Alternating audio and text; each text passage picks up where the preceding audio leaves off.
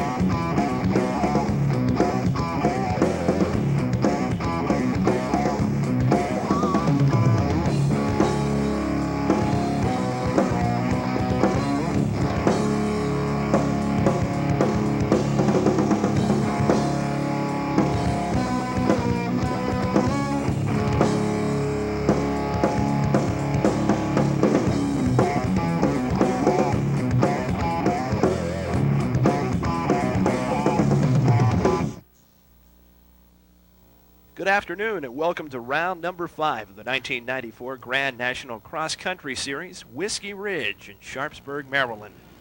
I'm Wes Decker along with Don Smith. And Don, so far we've had a story even before the story, and that's been the weather here in Sharpsburg.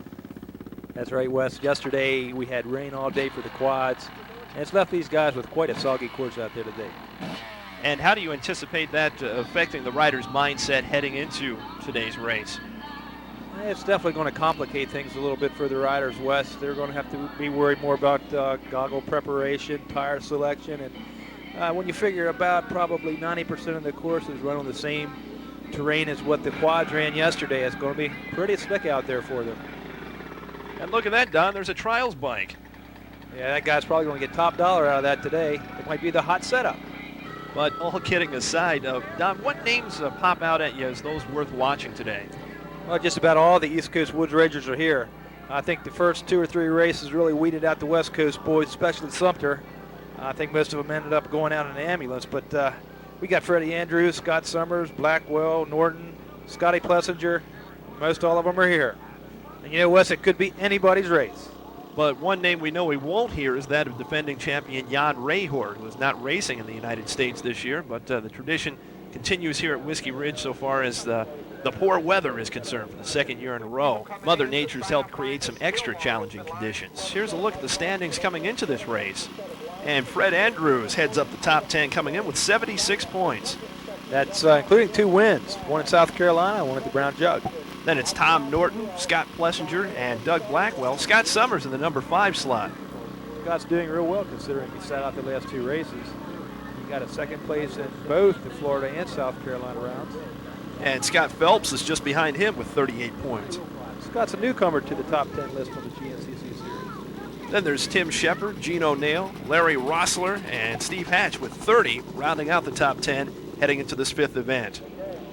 top 10 doesn't tell the whole story either, Wes. Some of the faster riders here today aren't even on that list. We have the Connor brothers, Darrell and Dwayne out of Washington, PA. We have Terry Cunningham, Steve McSwain, pro motocrosser Tommy Carson. KTM's Enduro star Jeff Russell is here, and also Craig Jones. Now hold on a second. I heard you mention pro motocrosser in association with Tommy Carson. Now, didn't we put that label on Fred Andrews last year? Yeah, and I think that's probably why he won the series. He wanted to prove us wrong. He's carrying the #1 Woods plate this year. And here's a man who knows what that #1 plate's all about, Scott Summers, who's out to get it back. He's going to have his chance to do just that here soon, Wes. He's no stranger to leading on this Whiskey Ridge course. He was leading early in the race last year and led quite a while until bending a wheel badly. I hope he has better luck here today. And I'm certain he's hoping that history doesn't repeat itself here at Whiskey Ridge. We're at Woodlawn Farms, which is just south of Sharpsburg, Maryland, and as far as history is concerned, this area is full of it. Antietam Battlefield isn't far from here, which was the site of the bloodiest single-days battle in American history. And although we don't expect bloodshed here today, we do expect quite a battle as we map out the battleground for you. Here's a look at what the riders are up against. The course this year is about 6.5 miles long, somewhat abbreviated from last year, but I think it's going to be a little more difficult for the riders. After the start, we have a few nice slick off-camber turns for the riders to contend with. And we continue on down around the pond, across a nice jump, through some more spectator area, and finally into the woods. And that's an area that's really been chewed up with the combination of the quads running yesterday and the rain that we've had in the area. And if you're wondering where DNA video will be, well, we've got a camera at the start area and cameras throughout the woods as well. And from there, the pilots encounter Moonshine Heights, and we understand from Dave Coombs, he actually had to bust up some stills in order to be able to run the race through there. You know, it's not called Whiskey Ridge for nothing. As we leave Moonshine Heights and head for Hammer Alley, first we have to slither down Snake Hill. Which is no easy task because it's probably the most technical downhill of the course. Lots of exposed rocks, very steep, at the bottom of which the riders have to make a very hard left and then follow downhill some more before making an extreme right just before the Antietam Creek and following along it for about a half-mile segment, which is known as Hammer Alley. Then it's back into the woods for approximately 2 miles before eventually making a right, which brings the riders to Stonewall Heights, a section which runs along a stone wall and then essentially makes a big U-turn and heads into checkpoint number 1. One of 2 checkpoints in the woods.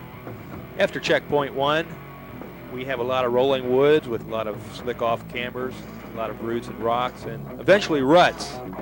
And out of checkpoint number 2 then, riders have a steep uphill to look forward to.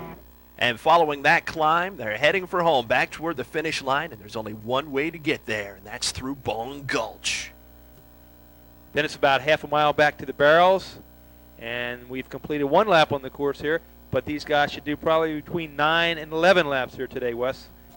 And that's a look at the layout for Whiskey Ridge 1994. And this is a look from camera position number 1 with Jim Turner. All set to get you up close and personal as DNA Video brings you the Battle of Whiskey Ridge. Today we have 228 riders. We're divided into 16 classes, 9 waves here on the start. And the first row off the line will be the Pro AA's, the fast guys. And here they go. It may be Scott Plessinger who's jumped out in front. It's tough to tell exactly from our camera angle here, but as the riders get down closer to the pond, we'll be able to show you up close and personal as promised, and we'll be hooking up with race announcer John Ayers throughout the course to give you an accurate update on exactly what's happening. And here out front, it's Scott Plessinger, Dwayne Connor, Tommy Carson, Steve Hatch, Doug Blackwell, Freddie Andrews, Scott Summers, Tommy Norton, that's Dig Roach, and Terry Cunningham, Steve McSwain in 11th position, and Jeff Russell in the KTM 4-stroke. And back at the start for the 200 A's and the 4-stroke A's. This wave is a minute behind the pros, and their objective is to close the gap. Whoa! Well, that's definitely not the way you want to start out trying to do just that. Yeah, this is going to weigh heavily on these riders' minds for a while, but it won't take them long to realize it's a 3-hour race. They've got a long time to catch up. And we'll catch up with them here at camera position number 2 and see who's where. That's number 9, Craig Jones. 31, Daryl Connor. 27, Kurt Bardonner. And Josh Lojak in the number 4 spot. 13, Jeff Law. 314, Kevin Bennett on the 4-stroke. 4-stroke A class. Number 79, Daryl Gaytan. And number 46, Sean Bush, also 4-stroke A class. Number 30 on the KTM 4-stroke, Don Bond. And we do anticipate having color back on this camera by some point in the race. Unfortunately, the weather's played a part in causing us not to have it right now. And this is the start of the 250As and the Open A's. And like the last wave, again, we're seeing a lot of congestion up there on that first turn. Yeah, there's a lot of congestion, Wes, but Dave Coombs designs these starts to be safe. Even though you do see some crashes, the speeds are slow and everything usually comes out all right.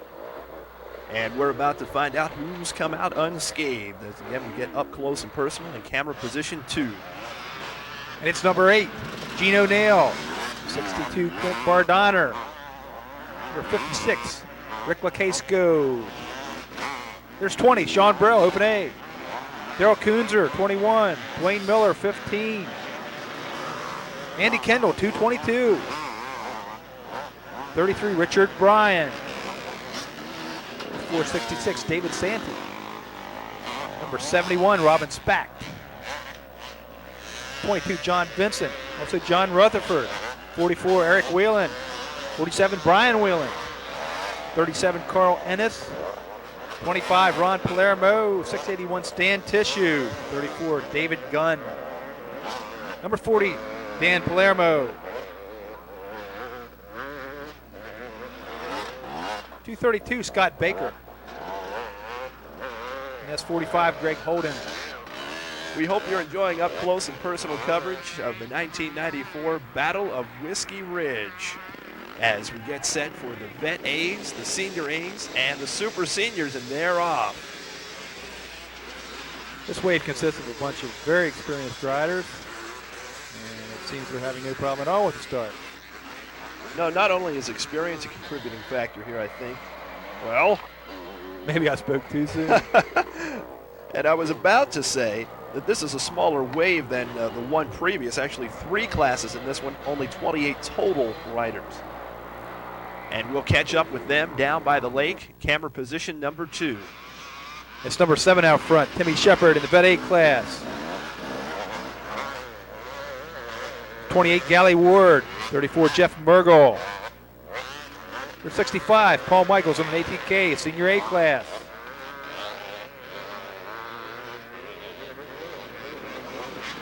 36, Mike McCarron. 741, Gard Dunkelberger. 49, Terry Mueller. It's 212, Matt Spiegelmeyer. Harry Greenlee, number 50. Phil Lemire, 650. It's 134, Tommy Myers. 61, Don Harless. 54, John Gallagher. It's Tony Grove, number 179. Bringing up the rear, it is Joe Lojak. Super senior class, and take my word for it, Wes, he won't be there long. And we're back at the start finish now for wave number 5, comprised of the Open Bs and the 250 Bs. This is one of the larger waves we have here today, Wes. It is, and especially so far, 37 riders all told, 17 in the Open B class and 20 of the 250 Bs. Back at the start-finish area, it's beginning to dry off a bit, a little more tractable, better traction back in that start area. That's right, Wes, and we have 4 more waves to go. And here we are back with the 250B Open B class. That was 66, John Schaefer, number 617, Elmar Cruza on a KTM.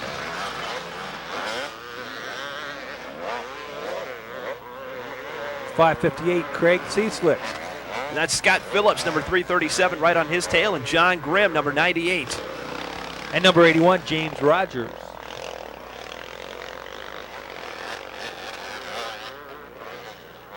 That's Mike Messenger on a Suzuki, number 122. And Adam Karlsky, number 82 on his Honda. Number 121, Richard Schaefer on a Husqvarna. And approaching Stonewall Heights, here come our leaders. It's number 6 out front, Scott Plessinger. 14, Dwayne Connor. 211, Steve Hatch. Doug Blackwell, number 4. Scott Summers in 5th position. Number 169, Tommy Carson. Fred Andrews in 7th. Tommy Norton in 8th. And now back at the start finish for wave number 6. And just off the line, the 200 Bs and 4-stroke Bs. And as far as our leaders so far, Scott Plessinger running out in front. He has to be a little frustrated coming in. A couple of second-place finishes, but here he is in first early on. Yeah, maybe that frustration is causing Scott to change his strategy a little bit. Usually he doesn't like to be the pace setter. And there's number 10, Terry Cunningham. Number 9, Craig Jones. Daryl Connor, number 31. Back up with our front runners here. Number 27, Curtis Bardonner. KTM's 4-stroke Woods pilot, Jeff Russell. And Josh Lojak, number 661. And the last man through appeared to be either Rodney Judson or David Black, a couple of top dogs in the 4-stroke A class. And here comes the Vet Bs and the Senior Bs off the line. And who are some of the riders to keep an eye out for in these classes? In the Vet B class, we have Randy Mansberger on a KTM. Randy Fink, Don Bigley, Dave Malner. And in the Senior Bs, I'd say probably Richard May on a Yamaha.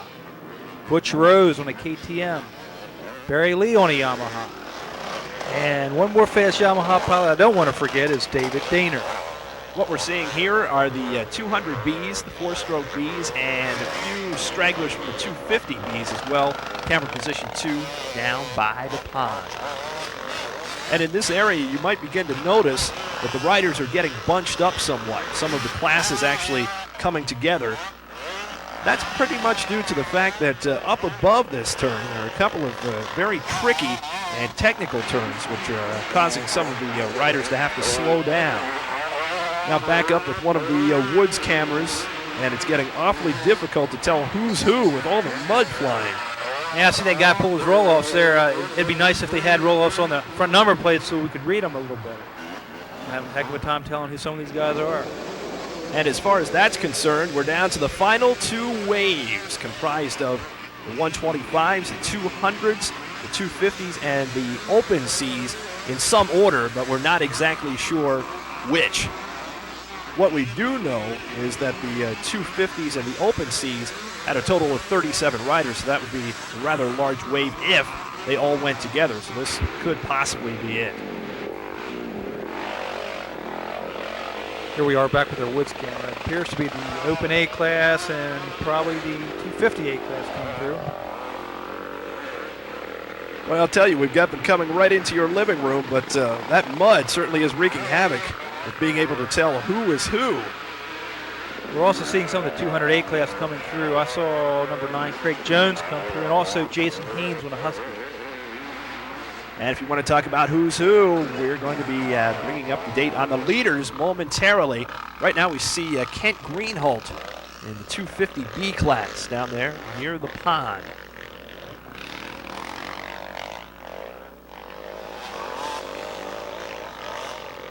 These are some more of the 250Bs as we take you back to the start-finish for the final wave off the line.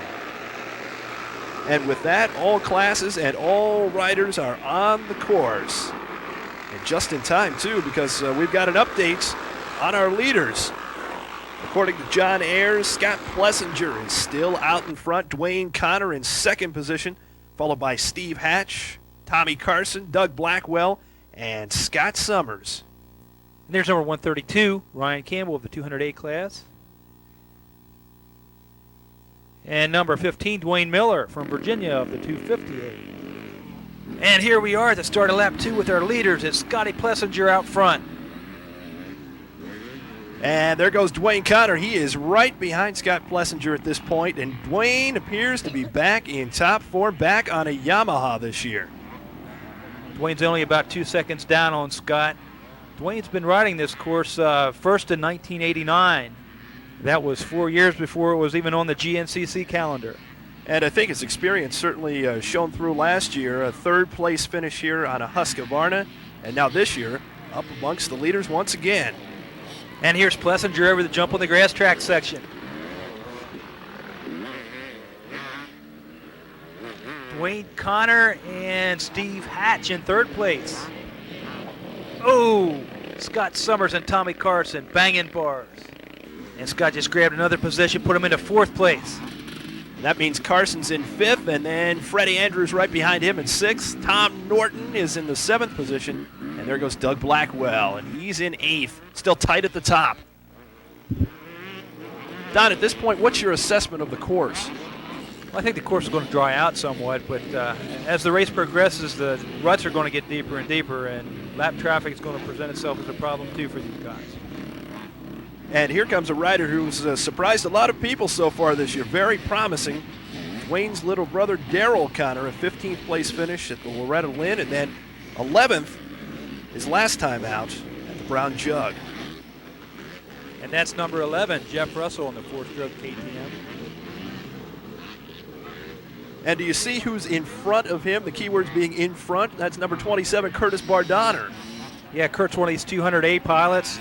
These guys are riding super aggressively early in the race, trying to catch the front runners. I wouldn't be surprised if one or more of them isn't actually a front runner, as based on time. The 200A started a minute down on the pros.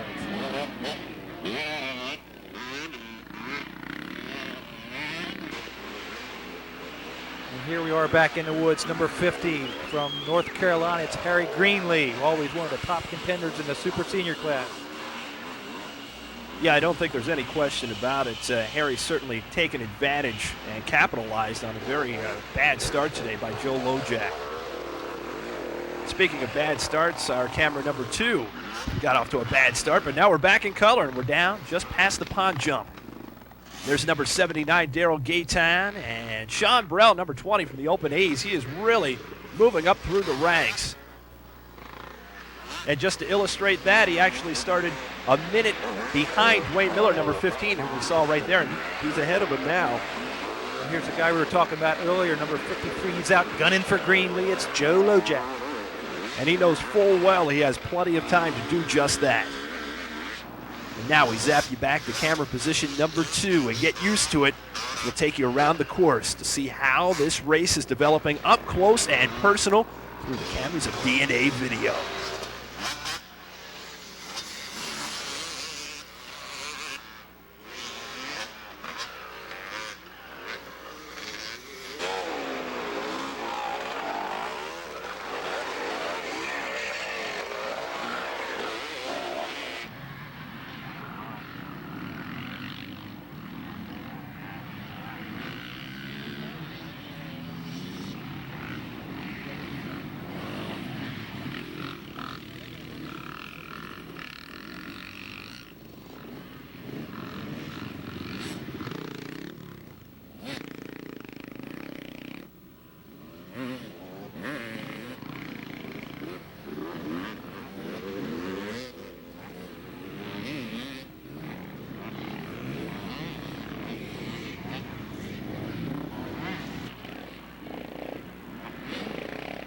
Although this particular section of the course appears to be an easy ride, as you can see, if you're not on the throttle, you're going to be on the ground.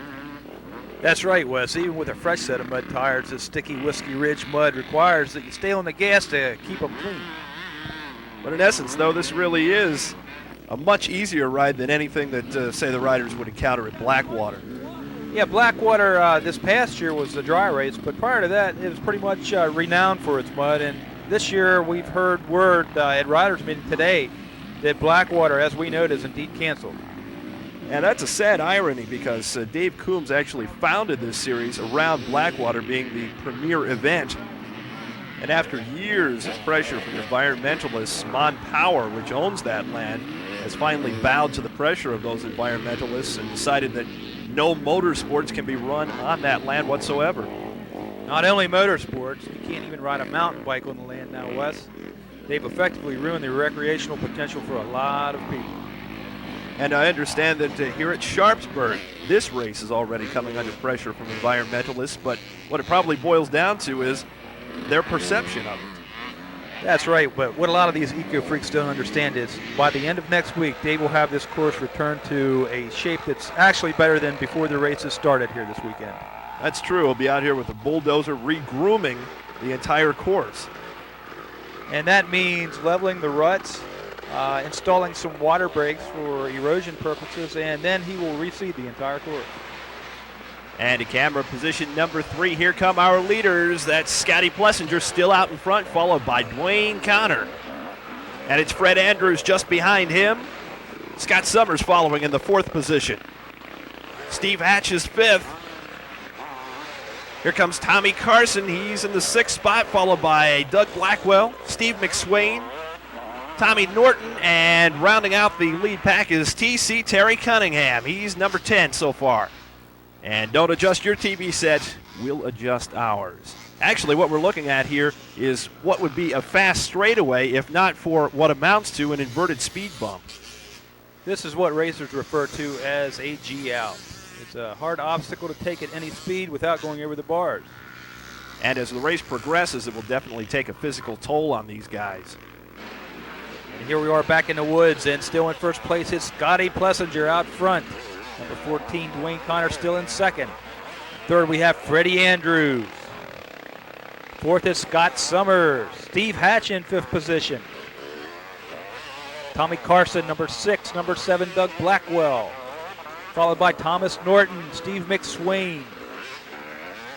TC Terry Cunningham in 10th spot. Whoa, and gaining rapidly on the lead pack is Craig Jones, number 9, 200A, and there's Daryl Connor, also 200A, currently running 2nd in that class. And more lap number 2 action on the grass track.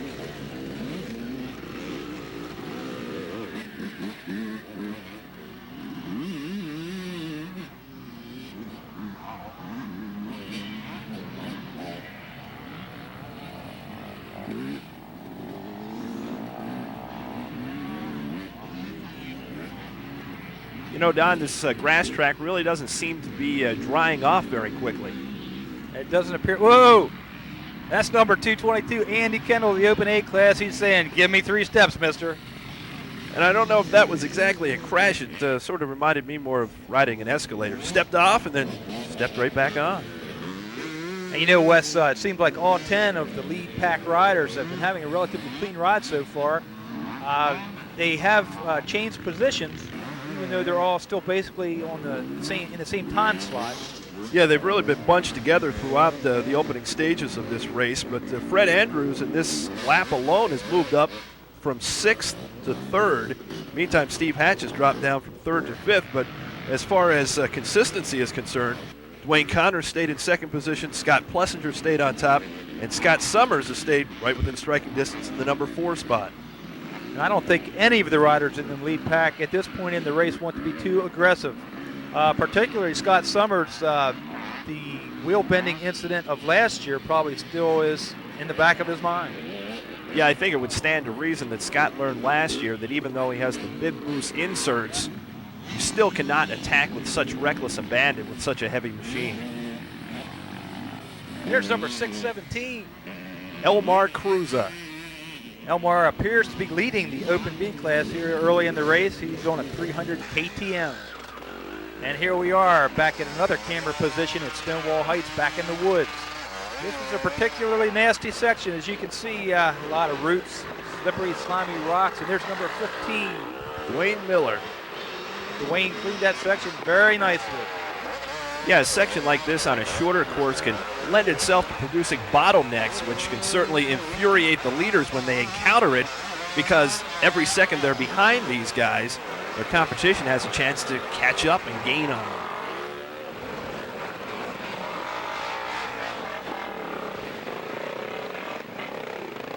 And And there, stroking his way through the section, is Daryl Gaitan, number 79 out of Georgia.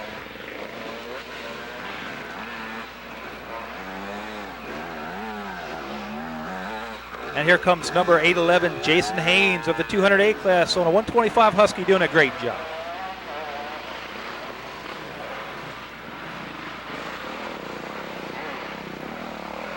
Another four-stroke A rider, number 30, Don Bond out of Weirton, West Virginia. Now back with camera number 2 in living color.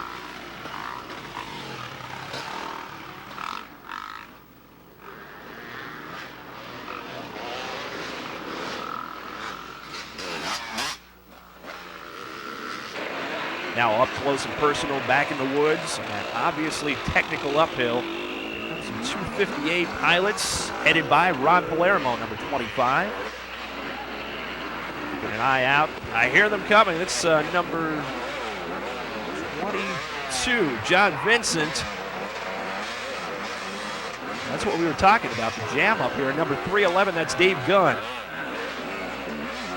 And right on the heels of the 258s is number 7, Timmy Shepard. He started a full minute, a wave back from these guys. He has to be the vet A leader at this point. And you know what, even though Timmy did start on wave number 4, he is the master of the pace, and I would predict that by the end of the race, he will be right up amongst the lead pack. Well, through 4 races of the GNCC series so far, he's in the top 10 overall, so that certainly bears watching.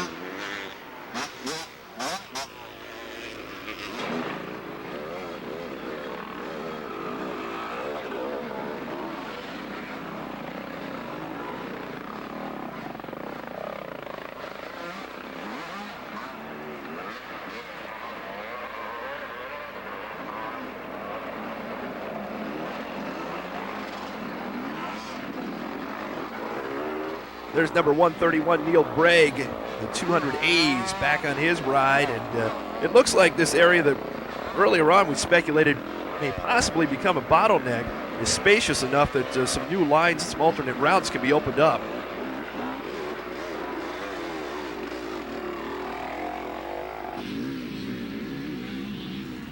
Now back down in the grass track portion of the course. Expect that the leaders are heading for the barrels at this point. And we hope to catch up with John Ayers as he makes the announcement as far as the positioning is concerned as they come through that area. And now we take you to John as he brings us up to speed on what's happening. Lap number 3 to begin.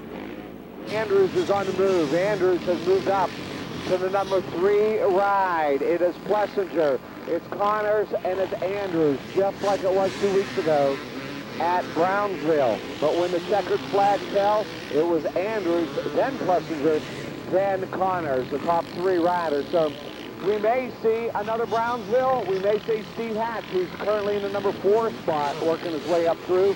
Tommy Norton, and also Craig Jones is back in the 200A. Craig Jones, word has it, was in the top 2, maybe 3 overall from way back there a few minutes back. So it's going to be an interesting race as we keep continually time and keep track of our leaders.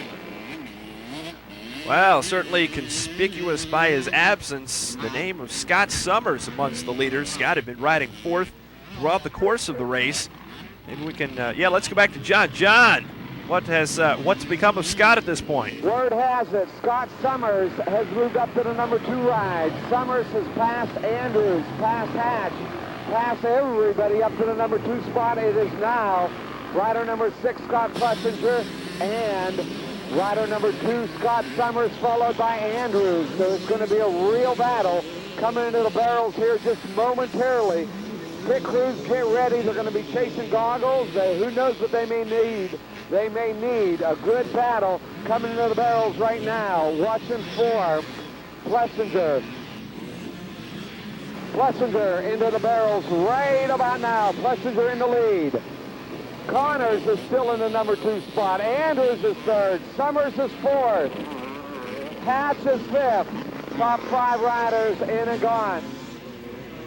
Well, there you have it, right up to the second as lap number 3 gets underway. And Scott Summers, who had been Mr. Consistency, really holding down that number 4 slot throughout the first 2 laps, there near the tail end, went from 4th to at least 7th, then moved up to 2nd, and now coming through the barrels, he's 4th. What can you attribute that to, Don? Maybe just a slight bobble or a small crash, and puts you back a spot or two. But Scott isn't running anywhere near his full speed here at this point in the race, and it doesn't take him long to catch back up with the leader. Do you think for Scott, conditioning has anything to do with it heading into this race, coming off the broken arm, and the fact that really, I guess the best conditioning for any rider is to be able to get out and ride consistently on the course? Yeah, well, Scott, he gets to do plenty of that. His profession now is motorcycle racing. A lot of these riders don't have that option. They have to work a job full-time, and they do this on the weekends. But Scott trains consistently. He rides consistently, and a thing like a broken arm to Scott, it's a lot easier to overcome an injury like that if you can do this full-time. You're right, and talking about Scott's professionalism, I think that shows through in the fact that he'll take a physical negative such as a broken arm or an injury and turn that into something that in his mind builds up more and more determination. And unfortunately for the rest of these riders, that means he's even more driven. Let's go back to John Ayres now. Craig Jones, rider number 9 in the 200A class, took off a minute behind, and he is only 30 seconds behind the leaders right now. He has gained 30 seconds. He is the overall leader at this point. Rider number 9, Craig Jones, on the 200cc Kawasaki, is the number 1 rider. And there is Craig Jones, the man in the yellow in the center of your screen. And as you can tell, he is really pushing the envelope, going for broke. Interestingly enough, I doubt that he even knows that he's in the lead. Yes, he might not know. What he's trying to do is to physically catch up with these guys and race them instead of the clock.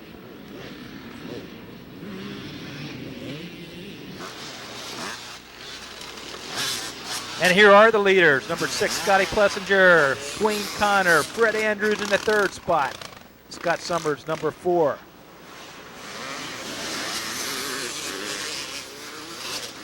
In 5th, it's Doug Blackwell, followed closely by Steve Hatch.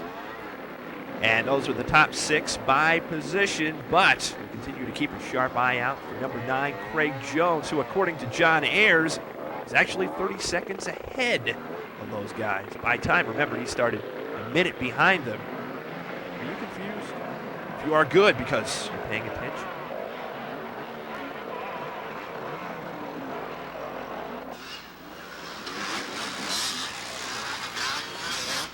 And there he is, always easy to pick out in the yellow, Craig Jones.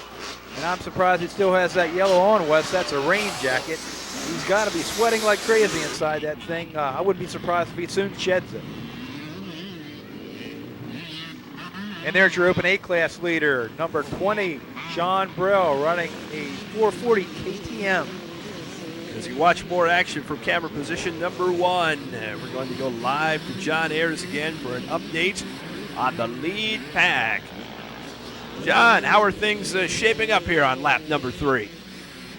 Freddie Andrews has taken over the number 1 ride. Andrews is now out front. Andrews takes over first in the early portion of lap number 3. Scott Summers has moved up to 3rd behind rider number 6, Scott Plessinger. It looks an awful lot like a remake of Brownsville. Plessinger out front early. Andrews comes, takes it over, and holds on to it to the end. Right now, it is Andrews. Out front, it is Andrews out front, Plessinger second, Summers in the number 3 spot. But Craig Jones is our overall leader by about 30 seconds. Don, 2 things out of that. Number 1, no mention of Dwayne Connor among the top 3. And number 2, it doesn't seem like these guys are too shy anymore about running hard out front. I think it probably has something to do with the pit crews relaying the information to the top guys that Craig Jones is indeed in the lead. They know that they have to stretch out the cushion to put at least a minute again between them and Craig.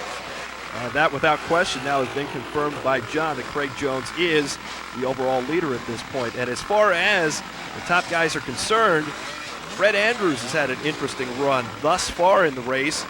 Early on, really not amongst the lead pack. although he was there. Then his name crops up in the second lap. He's in the 6th position. Then as the second lap progressed, he moved up to 3rd, and now here in lap number 3, he's number 1. And you know, I think that's probably why nobody calls Fred a motocrosser anymore. He has learned the rules, the secrets of the game. You don't start out at full speed. You pace yourself, and steadily move up, and then finally toward the end of the race, go for it. The 200A class, there's number 27, Curtis Bardonner. I don't know what position Kurt's in this class right now, but I'll tell you what, that's one tough class. The 200A class has 13 riders in it here today, and we're talking some fast guys. Craig Jones, whose name we know well by now, is in that class. Also Daryl Connor and Josh Lojack and all sorts of fast fellas. And Kurt's running a really strong race today. So far through the first 3 races, he has a 19th place finish to his credit in Florida.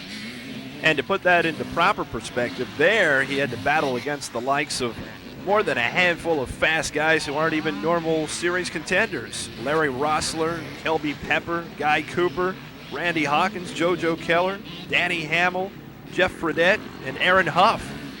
And you can bet one thing, Wes, if he can keep riding consistently like this, at the end of the year he'll have a lot of Yamaha bucks to cash in.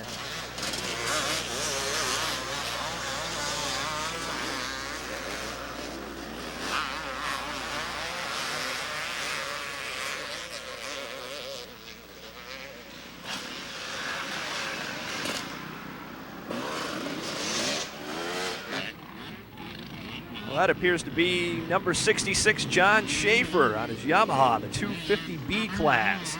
Certainly a front runner there today.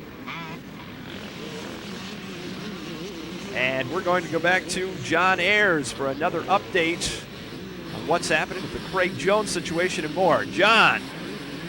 Checkpoint number 1, lap number 3.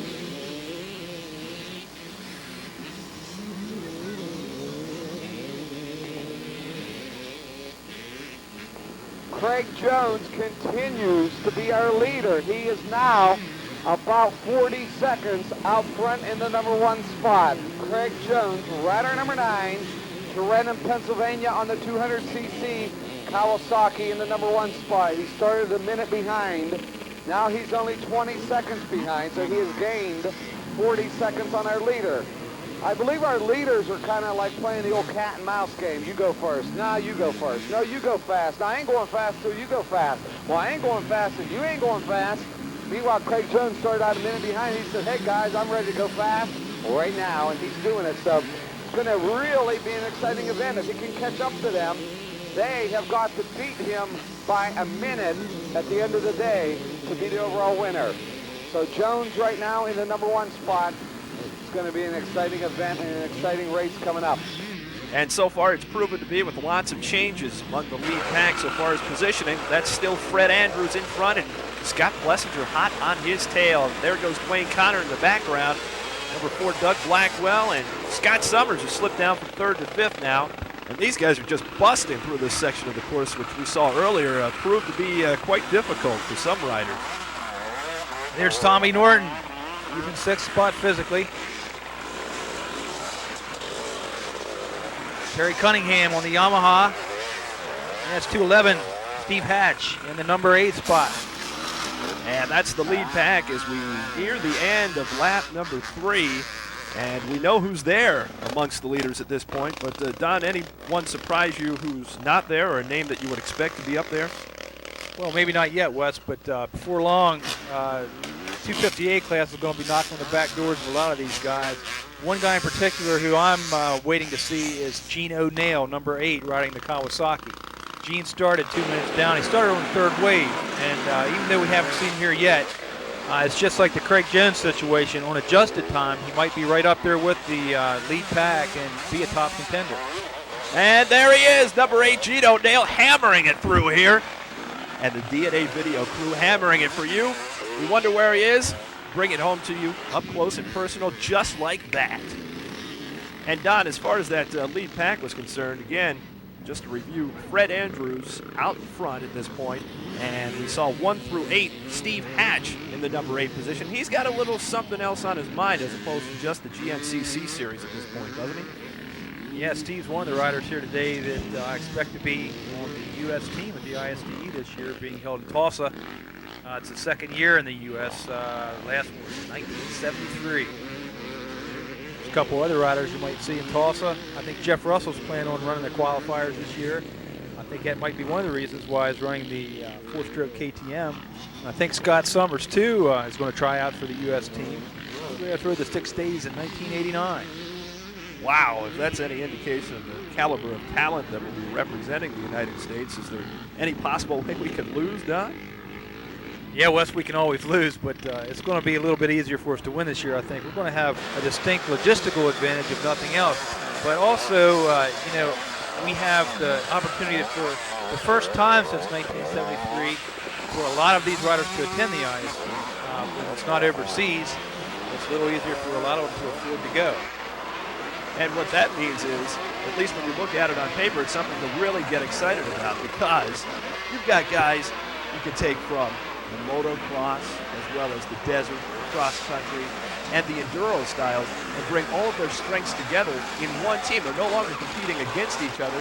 They're competing as one unit for this country. So as far as I can tell, the deck is stacked in our favor, and it's probably the best chance in history for the U.S. to win the ISDE, something that they've never done. And I hope you're right, Wes, but remember, you have to figure things like cheating and politics into the equation, too. I guess we'll probably find out come around September 25th. And the last GNCC race prior to that will be in Ohio.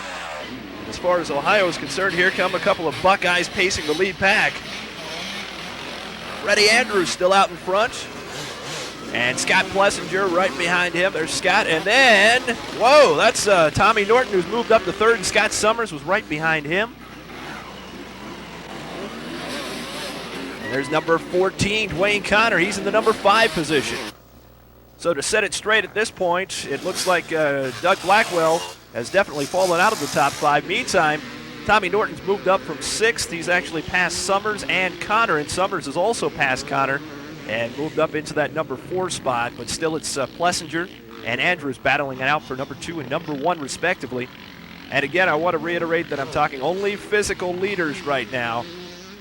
As far as the overall lead is concerned, of course, Craig Jones out in front on time. Right now, we're not sure how that shakes down, but we do know that we've begun lap number 4 at this point. And now, let's go to John and find out exactly what is happening. John. Craig Jones is still the leader by only 8 seconds now, though, as the top 3 riders start to pick up the pace. Steve Hatch losing ground to our leaders. It's Andrews out front. It is Plessinger in the number 2 spot. Norton in the number 3 spot, and in the number 4 spot is Scott Summers. And there's a little confirmation for you. We also had Dwayne Connor rounding out the top 5 at this point, as lap number 4 is just underway here at Whiskey Ridge. All the action being brought to you up close and personal by D&A Video.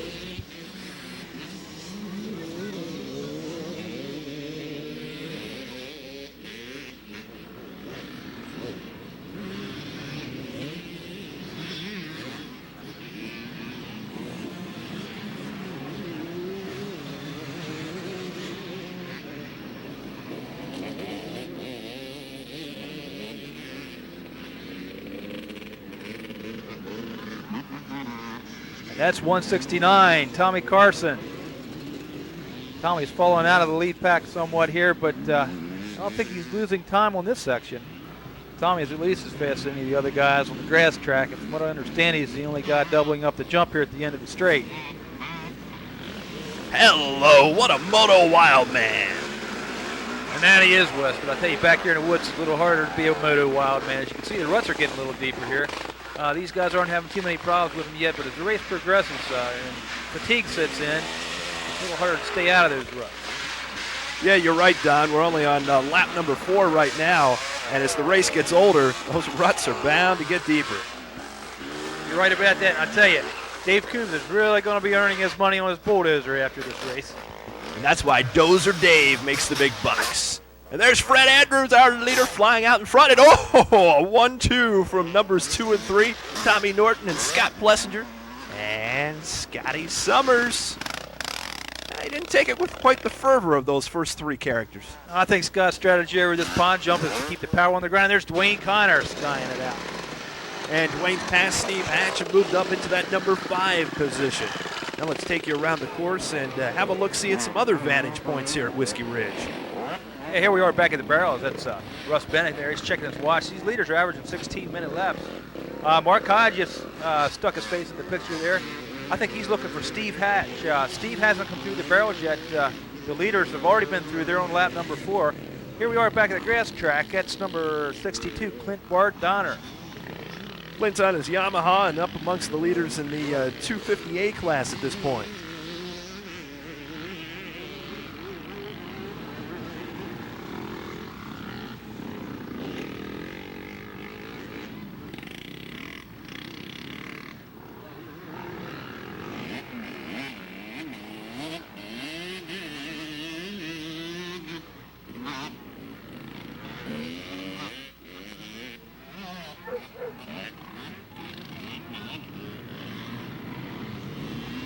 And some more of the 250A class. This is Brian Keegan on a Suzuki. Brian's kind of an easy guy to pick out. That number really stands out. I wish everybody had a number that stood out like that. It's hard to call a lot of these guys. Yeah, the mud certainly isn't helping matters any, and it's kind of hit or miss as to who we can catch. After all the bikes are equipped with 3 number plates, so if they were all filled, I think it would give everyone a better opportunity to be able to identify these riders. It's a little easier in the woods, I think. Wes, they're going a little slower. That was number 54, John Gallagher on the KTM Senior A class just went by. Harry Greenlee, number 50 in the Super Senior class. KTM rider number 33 is Richard Ryan. He's riding Open A class. That's number 232. Scott Baker, 250As. And this portion of the course is starting to get a little tougher. Some ruts starting to develop, but could be much worse. Last year, this section was actually run in the opposite direction, that being uphill. But Dozer Dave coming through and able to smooth things out. These ruts, heck, could be at least 5 feet deep at this point, had it not been for his groomsmanship. And once again, our pond camera doing its black and white thing, and this is Hastings Foot in living color coming right at you. And here's Andrews in the number 1 spot. Scotty Plessinger in number 2. Number 3 is Scott Summers.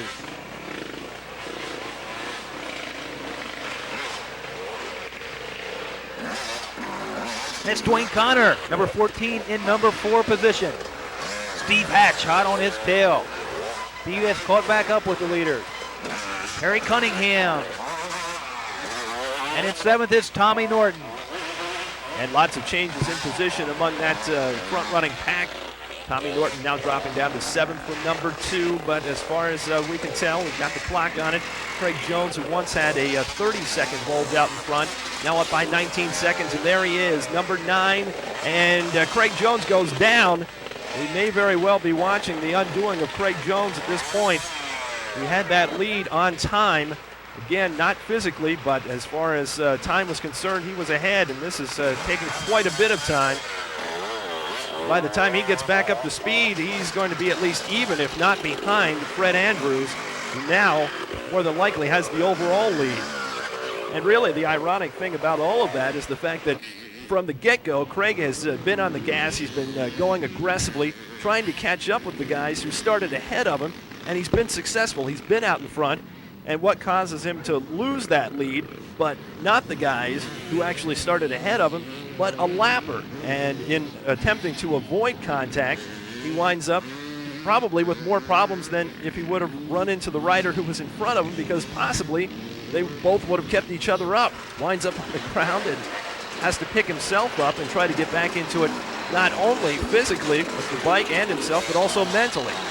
And that's going to be a problem for him, Wes. Mentally, his concentration, it has to be wrecked. I mean, he's spent all this time and energy catching up with these guys, and something like this happens, it's hard to get it back.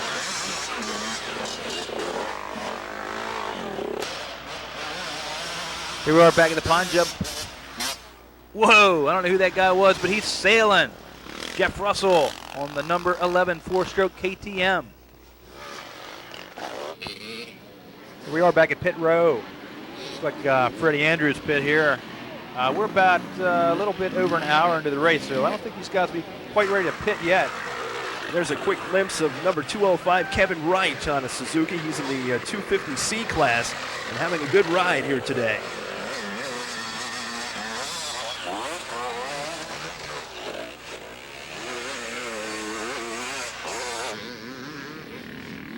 That's number 47, Brian Whelan, on his Yamaha in the 250A class.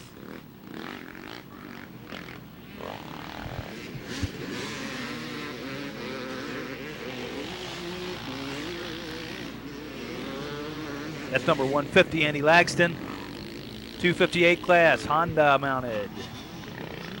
131, Neil Bragg, he's running 208 class today. There's Clint Bardonner, followed by Daryl Kunzer in a 250A class skirmish. Back of the jump, number 122, Mike Messenger on his 250 Suzuki in the 250B class. Number 60, Dave Daner, Senior B.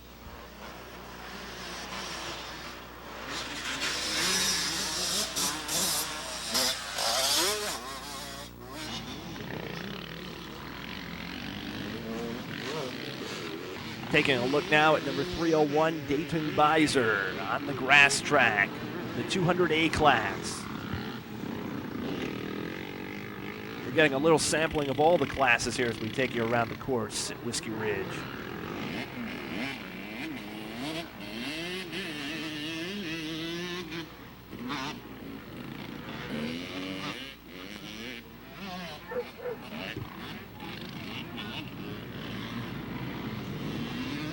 There's number 81, James Rogers, making his move on the inside. He's in the 250B class, running at the top there today.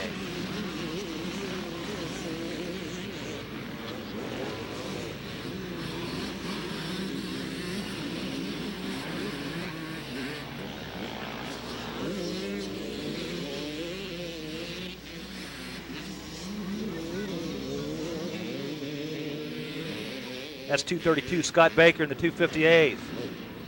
Number 222, Andy Kendall, Open A class. Back in the woods is 56, Rick Lacasco, followed by number 25, Ron Palermo. Another one-on-one battle in the 250A class, and if you notice throughout the course of this, you never see those 250A guys all alone. It's a battle all the way, a very competitive class from top to bottom. That's Josh Lojak, number 661, 200A. We're back to pond number 20, Sean Brell, skying that thing out.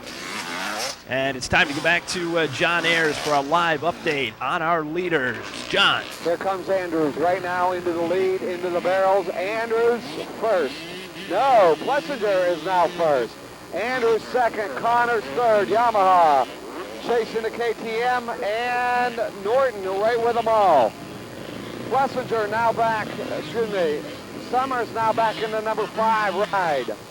As we walk and look down over the motocross track, Plessinger and Andrews 1 and 2. And man, are they going fast. Dwayne Connor right there with them. Tommy Norton right with them. In fact, just a little bit is Scott Summers. A really good battle going for that top 3, 4, 5 spots. Now we watch for Craig Jones. See what kind of time distance he's back. Craig, we think, is our leader with adjusted times. And as you heard, even John's not sure at this point. What a battle shaping up here at Whiskey Ridge. Craig Jones, we had determined earlier, had been at least even, if not fallen back behind the number 1 rider, which at that time was Fred Andrews, but too tight to determine at this point. As Craig, if he is back up there, and there he comes. He's actually shed the yellow raincoat now. Yeah, Wes, the pace he's been pushing, he had to be dying inside that raincoat, and if nothing else, at least he looks faster without it. He does at that, and he's been a man on a mission ever since the 200As left the line today. And Craig Jones putting the pressure on the top guys once again.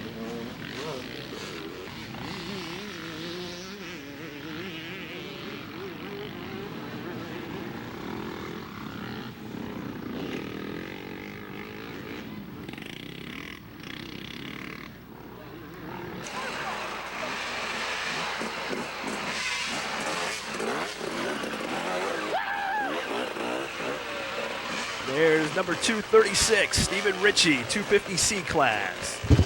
Number 45, Greg Holden, Open A class.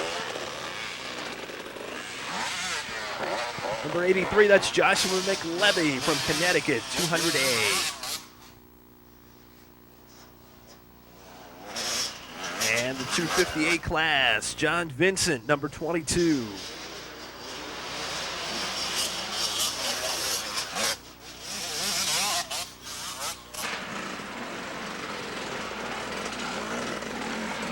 These ruts are getting really intense for this section. They're only going to get worse. That's number 121, West Virginia, Richard Schaefer, Open B class, running a Husky.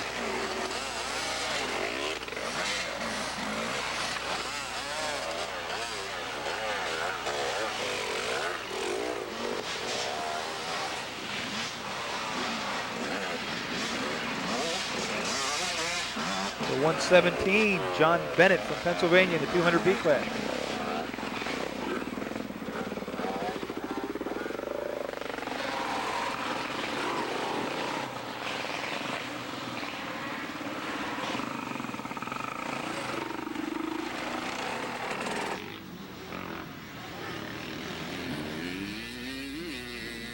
Here's a look at number 27, Curtis Bardonner, in that tough 258 class.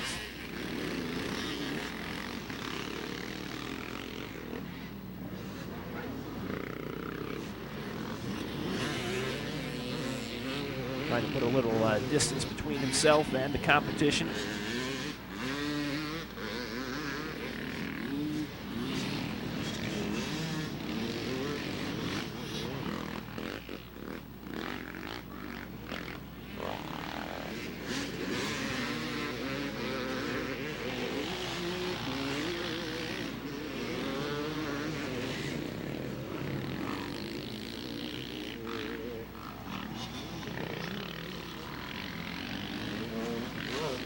Speaking of which, there's number 16, Brian Keegan.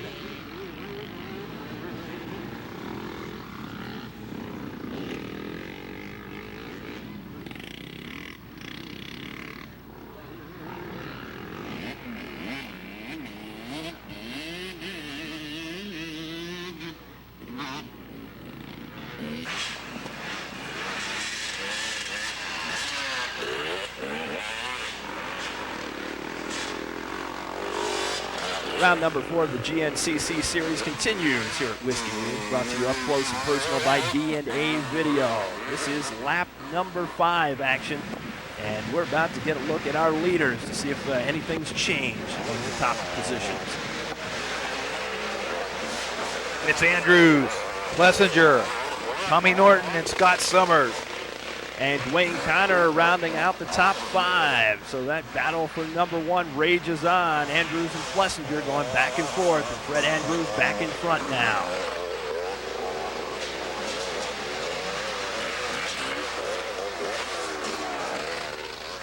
Number 211, Steve Hatch, who's in the number 6 position right now. That's the number 6 physical position. Of course, Craig Jones still playing a role as far as adjusted times. But we're kind of wondering where Craig is right now.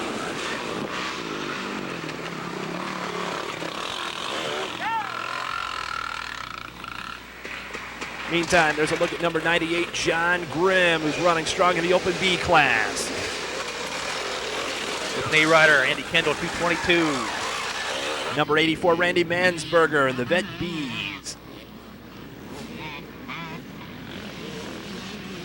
There's the V-Man, John Vincent, number 22, 250A contender.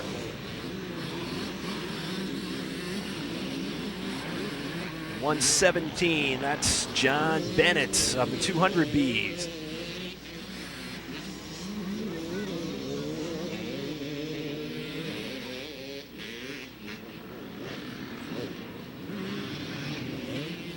.45, Greg Holden of the Open A's. Josh Lojak, 661, 200As.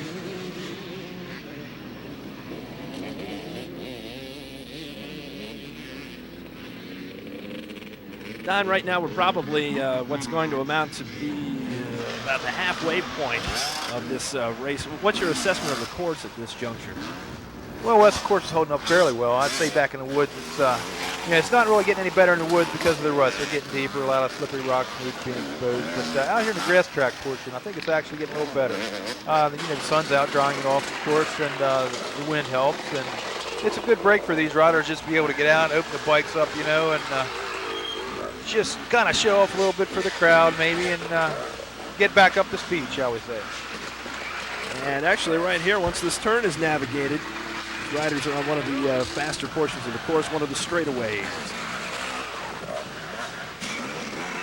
Like 53 Joe Lojak. One of the top guns in the super senior class here today.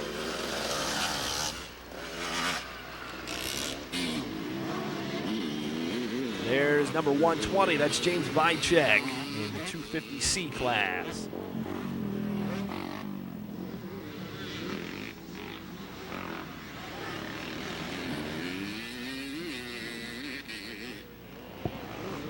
Number 37, Carl Ennis, who's riding the Open A class here today. The Yamaha Airhammer. Carl's always a top contender in the Open A class. And as far as the top contenders, it's about time to get back to John Ayers and find out what's happening amongst the leaders. And wondering earlier about Craig Jones. Maybe we can get some insight on that as well. Once more, back to John Ayers. John. Into the barrels they are. Andrews, Plessinger, Norton, and Summers, 1, 2, 3, 4, 5. And Plessinger stops for gas, and Summers stops for a new foot peg. So now, it all changes. So now it is Andrews out front. It is Norton second. It's Connors third. Plessinger looks like he's going to get off to the number 4 spot. Summers getting a new foot peg and gas. Summers is going to get off in the number 5 ride again, but with some changes. So it's Andrews out front. Now in the number 2 spot is Norton. In the number 3 spot was Connors. 4th is Plessinger. 5th is yet to go and be Scott Summers. Summers still in the pit area getting a foot peg. Well, there you hear it from John Ayers, everything that's happening, lots of activity in the pit area, not just on the track at this point. And lap number 6 is underway with Fred Andrews out in front. So far as adjusted times are concerned, we still have no word on Craig Jones, although we expect to be hearing something from John along those lines shortly. And as soon as John has all the details on that, he'll be giving them to us. Are you surprised that Craig may be slipping down at this point? Well, not really, Wes. I'll tell you, as hard as he's been pushing it, I'm kind of surprised he lasted this long. Although everybody wants to see a come from behind winner, it's a lot to ask of Craig. He started a minute back. He's riding a 125, and it'd be pretty much a superhuman feat. Well, it's time to find out exactly where Craig Jones stands at this point in time, and we head back to John. He's now ready. John. Craig Jones is no longer our leader. He is now 1 minute and 27 seconds down from Andrews. So Andrews is clearly our leader in the number 2 spot. Will be Dwayne Connor. Well, I tell you, all these guys are going fast. They're all close. Andrews has yet to gas. He has got to get gas yet. And again, this is lap number 6. What kind of strategy do you think Fred is employing? Well, that's kind of pure speculation at this point, Wes, but he could just be going out and putting in one super hot lap, enough to get a good cushion on these guys while, since they went in for the pit, he could still come back out of his pit in the lead if he pits the next lap. Either that or just, something as simple as trying to get away from the sound of Scott's bike. That thing sounds like the tractor from hell, ready to chew you up and spit you out. It certainly is the sound of intimidation as far as Scott Summers. Last time we heard, he was still in the pit area. About time to catch up with our leaders. Plessinger, whoa, it's Andrews. And Dwayne Connor. Tommy Norton knows first. And Scott Summers with no air at all. Now the question has to be, how in the world did Plessinger get in front of Fred Andrews? Well, Freddie might have just been trying too hard out there on the grass track. It's not hard to blow a turn. And, Scotty just slipped past you. So the order right now, as far as this second is Plessinger, then Andrews, then Dwayne Connor, then Tommy Norton, and Scott Summers, who wasn't far behind either, despite the fact that he was still in the pit area last time we heard about him. I'll tell you another guy I'm wondering about. It's number 4, Doug Blackwell. I haven't heard his name called by John or haven't seen him in the woods here or anything. No, that's kind of strange for Doug to be absent. He had been running up in front early in the race, and it's true. No word at all on Doug for a long time. As far as the top guys go at this point, just want to add on to that list of the top 5, Steve Hatch, who's in the number 6 position. I'd like to see Steve do well here today, Wes. He's basically concentrated on enduros the last few years, and I think this is the first year he's really serious about cross-country riding. And if he puts it all together, I think he can do it. He's got the speed and he's got the stamina, and with a game plan and a bunch of good luck, I'm sure that he'll be a force to be reckoned with. And he proved that right off the bat this year, getting off to a very promising start with a 4th place finish in Florida. And he comes into round number 5 here in 10th place in the overall standings. And with our leaders set, that will give us an opportunity to take a look around the course and catch up on the progress of some of the other riders. There's number 150.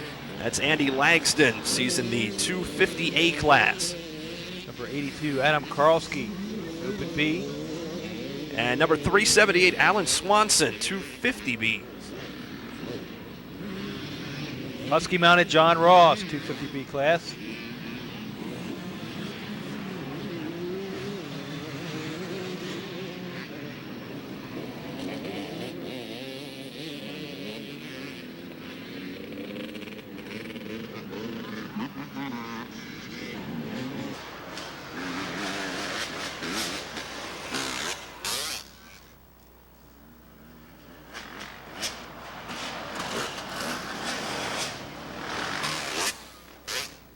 There's number 185, that's Thomas Evans of the 4-stroke Bs. Number 77, Paul Cheney, 250B class on a cow.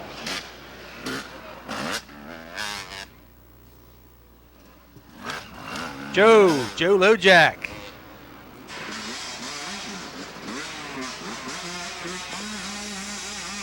That's number 156, Robert Zinn, leading the pack through that rut section, which has gone from nasty to nastier, and by the end of the race, I'm sure it'll be the nastiest.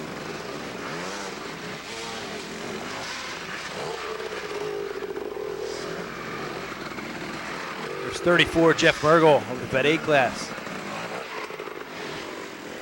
Right behind him on a Kawasaki 315, Robert Hull from the 125 200C class. And behind Robert, it's Dan Tissue, Open A's.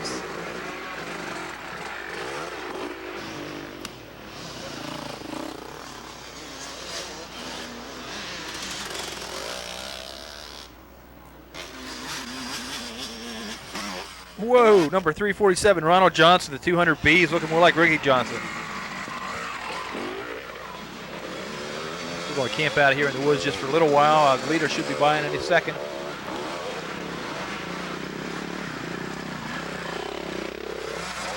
In the lead, Fred Andrews. Second place, Tommy Norton. So yet another lead change here on lap number 6 as Fred Andrews has retaken first place. Plessinger was in first, so we'll keep an eye out for him here. And Tommy Norton has also moved up. He was behind Dwayne Connor, and now he's ahead of him. And there's Connor right now. Connor's running third at this point.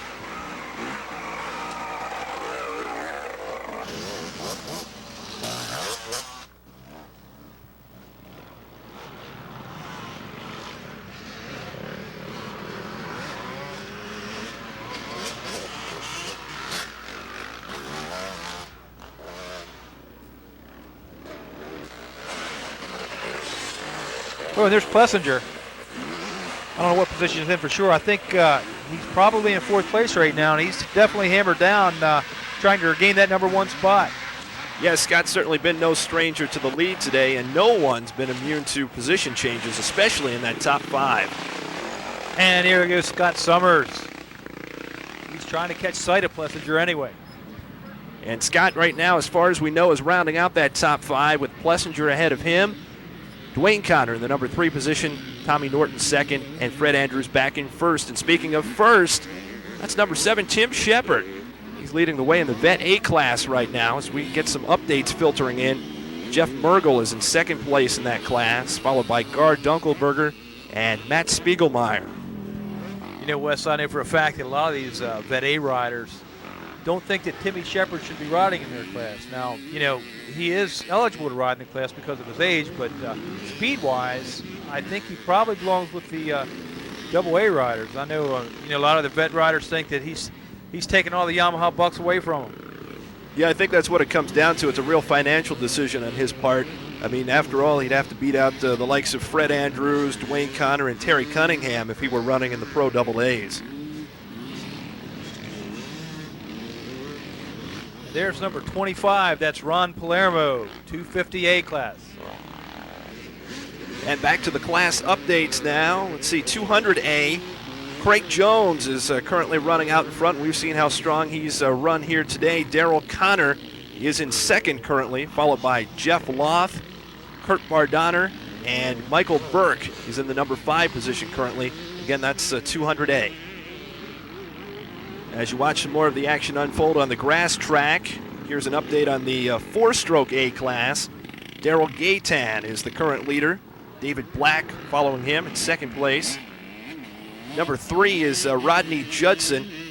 Don Bond is in 4th position. And it's Ralph B. Thorne, number 5 currently. Oh, there goes TC, Terry Cunningham. He's just sailing through here. I think Terry's finally learning how to shift again. Back in the late 80s, 87, 88, both he and Mark Hyde rode Husky Autos and did quite well on them.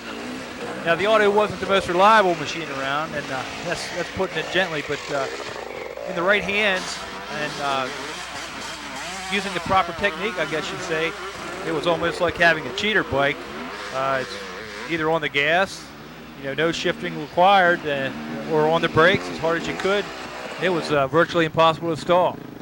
I just wish that when the Italians bought the company, they could have perfected the design, and who knows, maybe Mark Hyde and Terry both would still be on them. Yeah, that's really saying something for those guys to have been so successful on those bikes, especially considering the fact that not only could Husqvarna not perfect them, but neither could Honda. And Honda spent lots of time and money attempting to make the bike reliable, but even to this day, we haven't seen any production item. Okay, Wes, enough with the dinosaur trivia. From the prehistoric to what's unfolding before our eyes here in the Open C class, here's the update. Bill Farmer is in first place. It's a battle of Ohioans at the top. Jeremy Jarvis behind him, followed by Mark Whelan, Kevin Wright, and Paul Blainer. And as things crash all around us, let's go back to John Ayers and find out what's happening with our leaders. John's got the update, and will catch us up to speed on what's going on. Big John. In the number 1 ride is still Andrews. Second is Norton. Third is Plessinger. Connors is 4th. And Summers is in the number 5 ride. Thanks, John. As you heard, Andrews retaining the number 1 spot, followed by Tommy Norton. And then the only change within the top 5, Dwayne Connor and Scott Plessinger have swapped places, with Plessinger moving up to 3rd, and then Summers back in the number 5 position.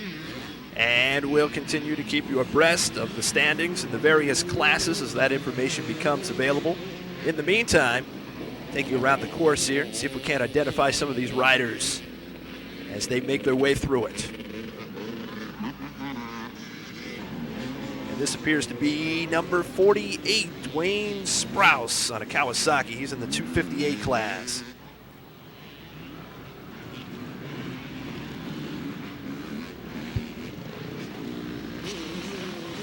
Another 258 pilot, Robin's back, number 71.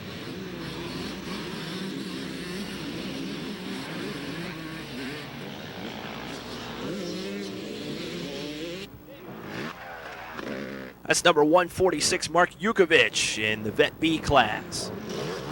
There's number 216, Mark Whelan of 250 and Open C, followed by Scott Fontaine, 4-stroke B. Number 23, 4-stroke A pilot, Rodney Judson.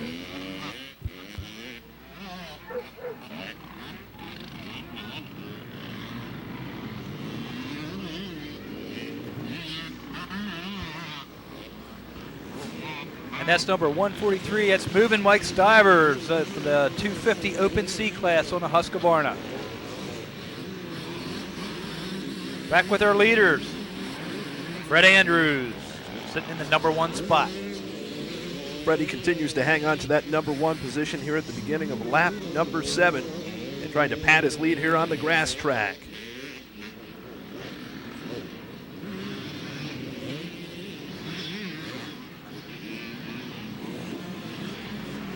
And here comes Scott Summers. Scott was in the number 5 position last time we got confirmation on the leaders.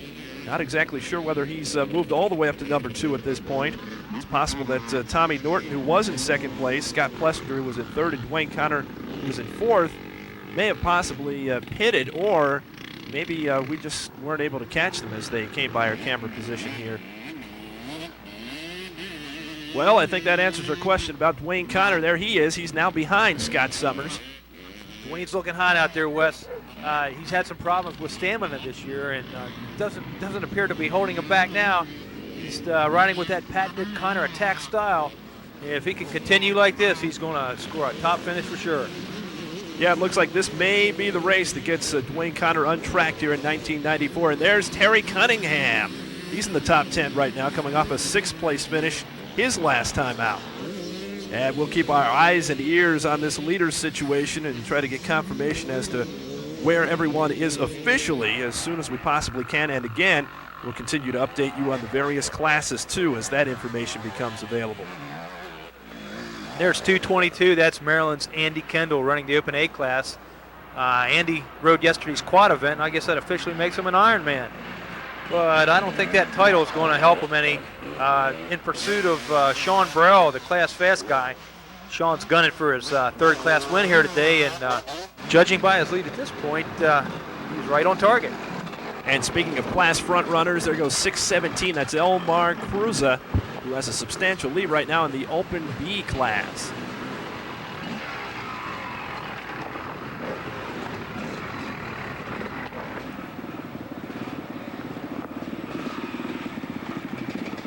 That's number 610, Ted Trey, 4-stroke Bs, and John Grimm, number 98, closest contender behind Elmar Cruza in the Open Bs. Number 54, senior A-class contender John Gallagher, followed by Paul Cheney, number 77 of the 200B class. There's Gene O'Neill, number 8, 250As. We haven't had it confirmed by John, but I tell you, it seems that Gene is tearing up the 250A class at this point. We haven't, as of yet on lap 7, seen another 258 contender come through. No, we haven't, Don. I think we'll find here on the grass track that we'll see some other 258 competitors, but none that are on the same lap as Gene O'Neill at this point. And that's evidenced by the fact that we see number 44, Eric Wieland here. He's in that 258 class as well, but tend to think that he is at least a lap down right now.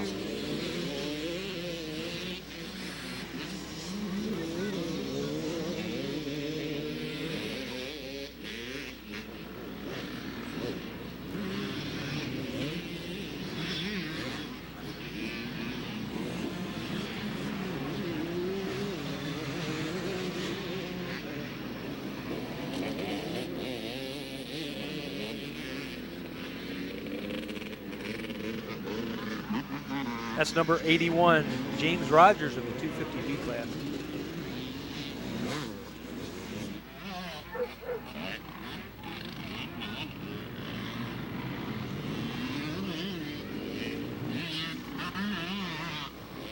.131, Yamaha mounted Neil Bragg, 200As. Daryl Connor. That patented Connor style, elbows up and attacking. Number 31, 200As.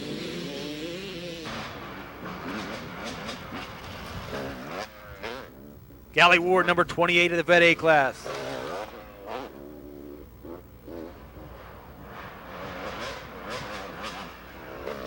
Number 49, Terry Mueller, Senior A's. 447, Joe Panico. He's running 250 Yamaha in the Vet B class. We just saw number 39, Anthony Glasso of the 200As, followed by Super Senior Joe Lojak. 250B rider John Ross, and there's Ronald Johnson, one of the top guys in the 200Bs here this afternoon.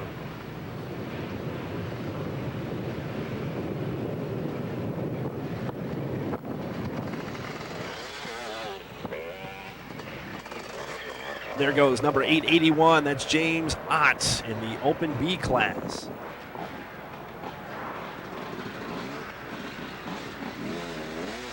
Here comes number 911, that's Rob Gillian leading the pack. Number 417 in there, Mark Fisher, 250B. And now we're waiting for our leaders to come through. It's Fred Andrews, still in the number 1 spot, followed by Tom Norton. And that's not the number 3 man, that's John Benson, number 22. He's a lap down at this point. And our cameraman is a man on the move, looking for a better vantage point as we watch for the rest of the lead pack to come through. Let's answer the question about Tommy Norton. We know where he is. He's right back up in front, and there goes Scott Summers, followed by Scott Plessinger. So right now it's Andrews, Norton, Summers, and Plessinger rounding out the top 4.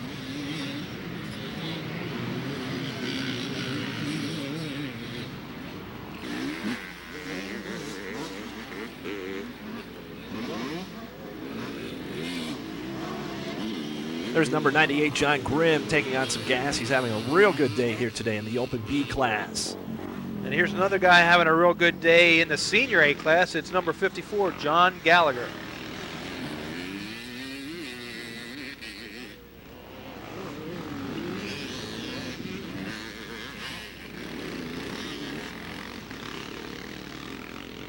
There's number 610, Ted Trey, 4-stroke B class.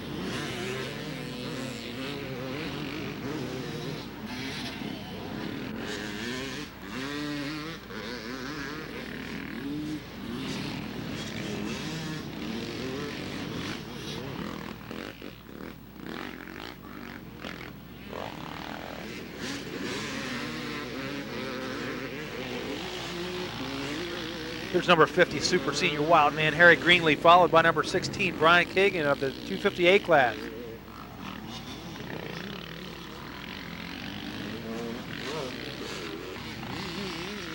Fed A rider, Tony Grove on a 360 Husqvarna.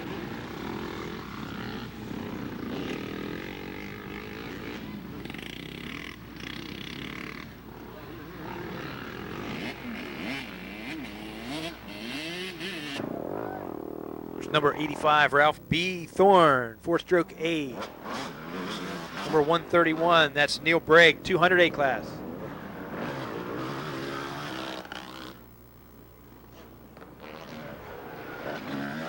'81, James Rogers, 250Bs.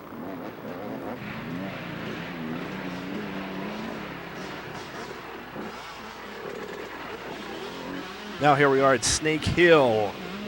It's Open A rider Hastings Foots with a brilliant dab-free performance through this very difficult section.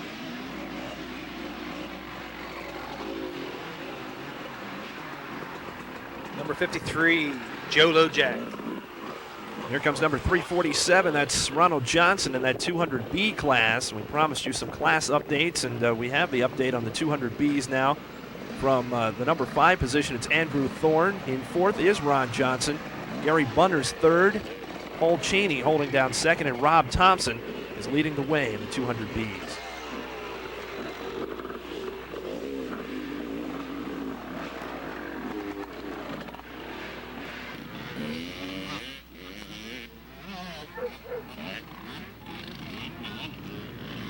Number 311, Dave Gunn, 250As.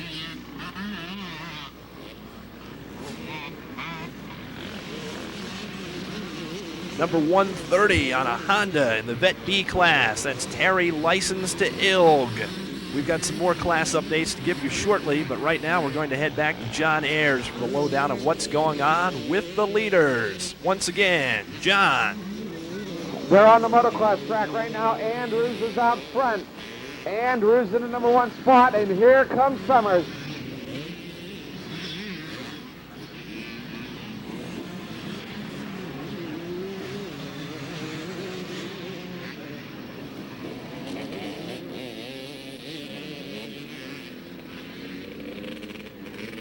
23 seconds back is Summers, and Norton is in between. So it is Andrews out front, Norton in the number 2 spot, and Summers in the number 3 spot on the far side of the motocross track in the pine trees. You'll be able to see it. Right there's Andrews going up this slippery uphill. Andrews bobbling a little, losing a little bit of time. Andrews is up and over it. He'll be coming out down around the pond section next. Now we watch for Tommy Norton, then the big 4-stroke of Summers. Andrews is coming, gone. I can hear Summers coming. There goes Norton through. Norton also bobbling over the big bump. Summers taking a way outside line. He also had a little bit of a lost time there, so that all 3 of them suffering in that tight section. When they come in this time, there will be a 2-lap card out for 2 laps to go. Lap number 8 underway with Freddie Andrews still out in front. Then Tommy Norton and Scott Summers. It looked like Dwayne Connor was in 4th, and we did not see Scott Plessinger, but the top 3 are official at this point. Again, some more class updates. In the senior Bs right now, it's Dave Daner running 5th. Frank Irby ahead of him in 4th. Richard May is 3rd. Butch Rose 2nd. And Barry Lee is the pace setter for the senior Bs. 4-stroke Bs, top 3 there. It's Gary Barnes in 3rd. Tim Harmon 2nd. And Brad Rieger is out in front. In the 250B class right now, it's Scott Ashway in 5th place. Scott Phillips in 4th. James Rogers is number 3. In the number 2 ride, it's John McDonald. And John Schaefer leads the way in the 250Bs. Senior A's, the word is that Terry Mealer is leading the pack there. And as far as our leaders are concerned, Scott Summers certainly seems to be making his move at this point and doesn't seem to be suffering any ill effects from that injury. Yeah, Scott broke his ulna bone in his right forearm back at Loretta Lynn's in March. And he's been working with Jeff Spencer, trainer to the Stars, in California for a while. Jeff supposedly can speed up your recovery time by 25%. And in this case, it even worked out a little bit better than that. Scott was out of his cast for 3 weeks. As you can see, he's doing quite well here today. Evidently, that boy's feeling no pain.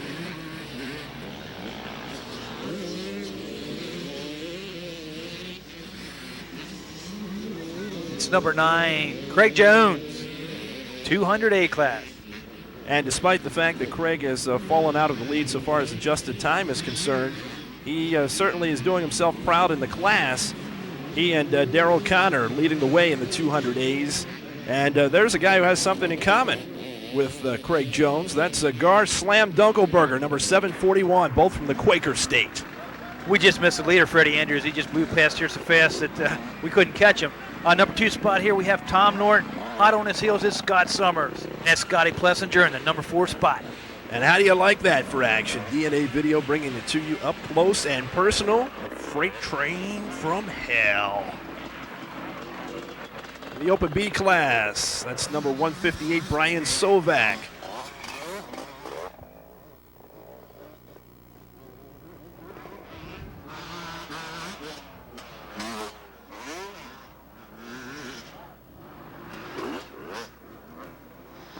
Number 16, Brian Keegan, 250A class. And here we are at Thunder Alley. Looks more like a slot car track to me, Wes. Yeah, and according to some reliable sources down here, a couple of riders have actually gotten crossed up and wound up in, well, to borrow a golf term, the drink. And this is no day on the golf course. Number 122, Mike Messenger, stuck in the muck in Thunder Alley. Mike's in the 250B class and still not having much luck. As we watch his progress or lack thereof, let me update you on the class situation. 200C, Shannon Brown is in the number 5 position right now. It's Richard Wagner in 4th. Chad Jarvis is number 3. Currently running 2nd is Jason Jarvis. And Dan Bigley has the lead in the 200C class.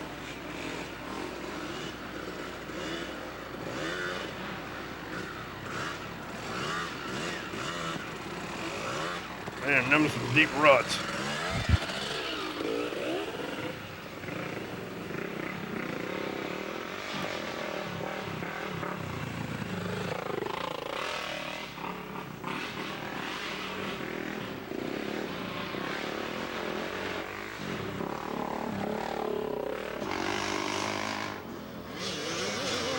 Here comes number 810, Jack Baker, heading right at your 250D class.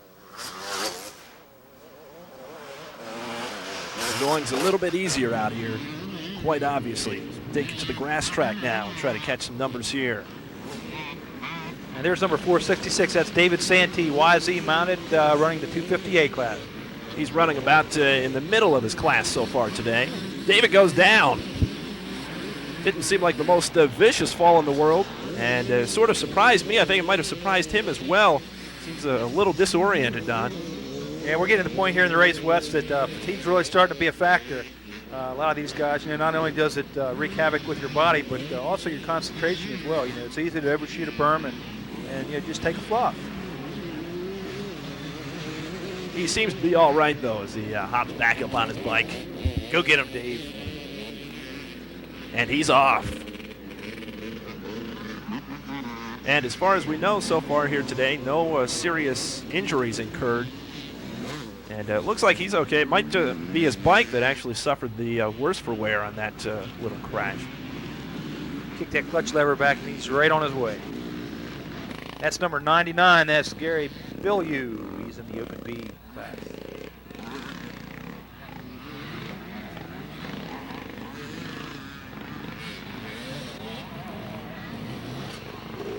Number 37, Carl Ennis, Open A's.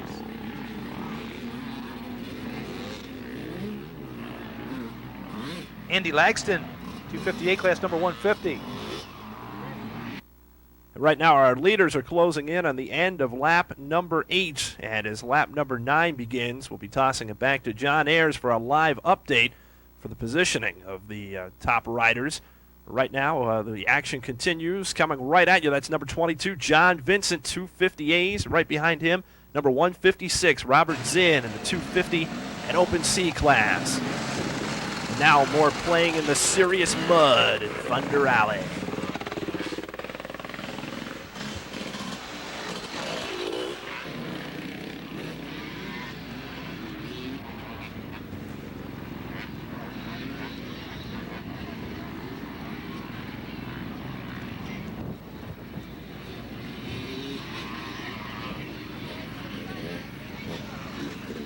Jeff Russell, number 11, Pro Double A. Jeff's a bit down off the lead pack here. It could be attributed to the fact that he's riding that 4-stroke, in preparation for the ISDE this year. And every time you stall that bike, it takes you a little bit longer to start it. Yeah, it's rather rare not to see Jeff up there near the front. But I think what's happening is he's going to wind up sacrificing a few races here and there along the way in preparation for the ISDE. And as far as our leaders are concerned, as lap number 9 gets set to begin, let's head back to John Ayers and find out how they stack up heading into it. Scott Summers into the barrels in the number 1 ride, and there's Plessinger. And what happened to Freddie Andrews? Summers in the lead, Plessinger in second. Where's Andrews? Andrews now in the number 3 spot.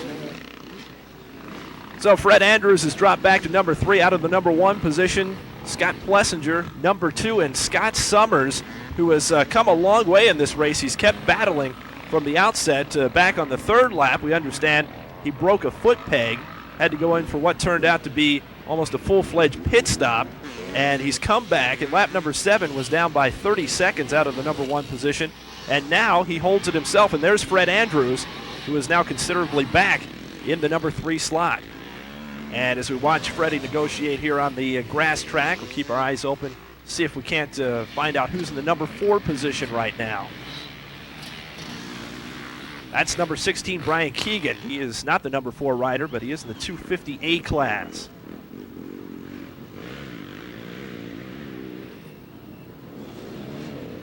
And that very well could be the number 4 man. That's Tommy Norton.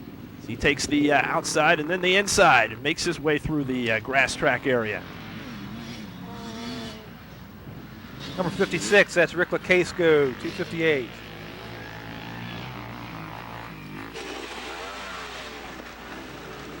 This is a view from the top of Snake Hill on the way down. It seems somewhat dry in this section, but I think the further down you go, the more and more rocks you find that have been unearthed, and also lots of nasty roots down in there. This is not an easy section at all. You're right, Wes. You know, a lot of these guys are probably praying this is the last time they'll see this section today. It's one of the sections that they're definitely not looking forward to doing another lap. Well, our leaders know full well that they're going to get another look at that section one more time. And here, too, a guy who will also get another glimpse at that. That's number 9, Craig Jones, who was out in front on a lapse time, of course, earlier in the race. And here comes number 558. Look, no hands. It's Craig Cieslik of the 250B class. Don Bond, number 30, Weirton, West Virginia, 4-stroke A pilot.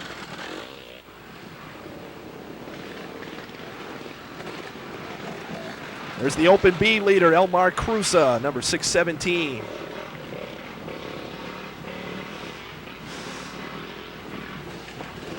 And it's 77, Paul Cheney, 200B class, followed by number 62, Clinton Bardonner of the 250As.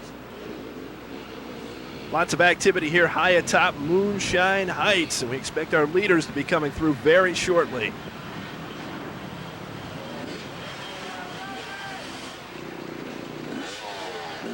Tony Grove, Vet A.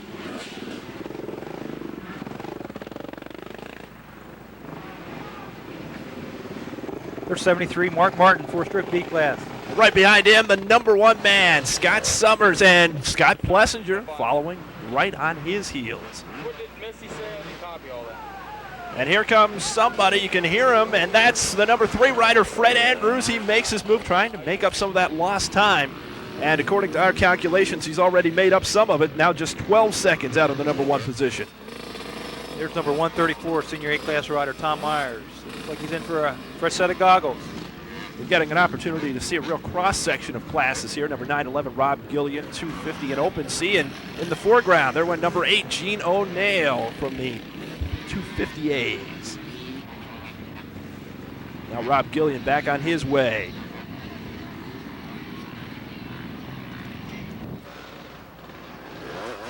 Number 201, Robert Brendel, senior B.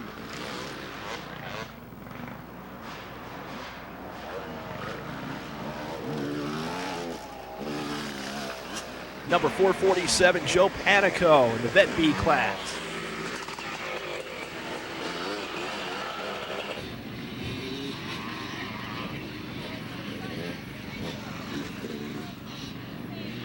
Number 117, John Bennett, 200B.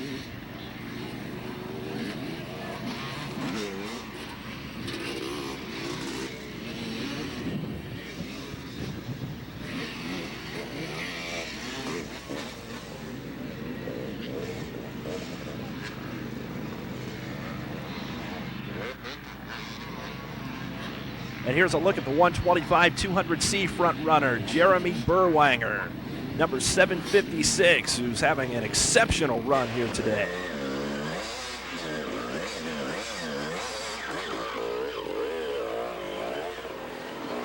Back in the woods now, where those ruts are becoming awfully dictatorial.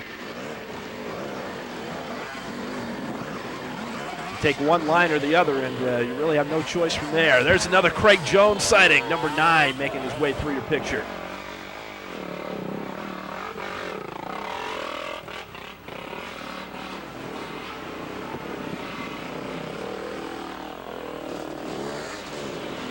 More rough going in the ruts. That's number 158, Brian Sovak of the Open B class.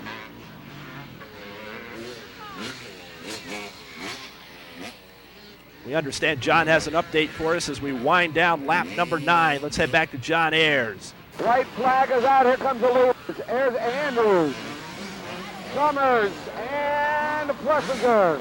On the track they go. A little bit of lap traffic in the way, but not much. Summers looks like Summers has got by, or is in front of Plessinger, excuse me. So it's Andrews, Summers, and Plessinger, 1, 2, and 3. So there you have it. This is going to come right down to the finish. Fred Andrews' aggressive riding obviously has paid off, and this is the time to let it all hang out. It's number 7, Timmy Shepard, who's leading the Vet A class. At number 81, that's James Rogers of the 250Bs. He's running close to the top in that class. KTM mounted number 84, Randy Mansberger, the Vet Bees. And there comes the leader. There's Fred Andrews taking the inside line, and right behind him, it's Scott Summers. And this battle rages on as we head toward the wire. It's no more follow the leader for these guys, Wes. From here on out, it's a 6-mile moto. Yep, it's come down to this in round number 5 of the 1994 GNCC series here at Whiskey Ridge. Fred Andrews out in front, followed by Scott Summers. And there comes Scott Plessinger in the number 3 position. Will Scott be a bridesmaid again? He's coming off back-to-back second-place finishes. He's trying to make sure that he doesn't. And it's Tommy, the Teenage Mutant Ninja Turtle Norton, trying to sneak up from the number 4 spot. So right now it's Fred Andrews, number 1. Scott Summers, number 2. Scott Plessinger in hot pursuit from the number 3 spot, followed by Tommy Norton and a name we haven't called in a while, Dwayne Connor, but he is number 5. Another name that's been conspicuous by its absence as of late, that's Steve Hatch, and we understand we have some info on Steve. Hey, we understand from the pits that Steve caught a stick in the shoulder, impaled his shoulder, and that's certainly cut down on his progress here today. Yeah, we were talking about no serious injuries earlier, and we still can't report any. The injury to Hatch is not serious enough, though, to keep him out of the race. He is still on the course. Here comes number 911, Rob Grab Me Some Air Gillian, flying by the seat of his Yamaha.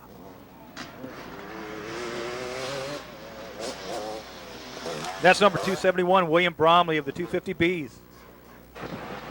And we're back in the woods, waiting on the leaders.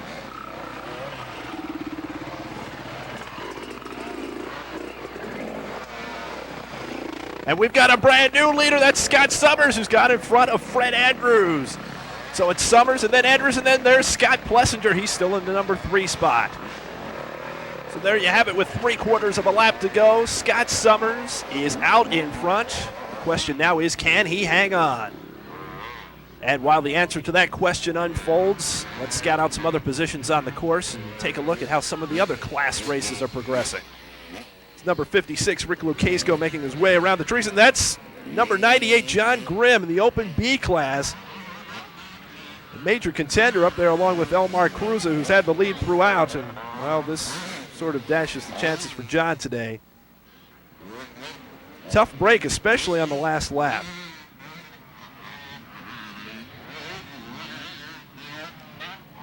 But like we said earlier, we really haven't seen any type of serious injuries or heard about any today, and it looks like John is in pretty good shape.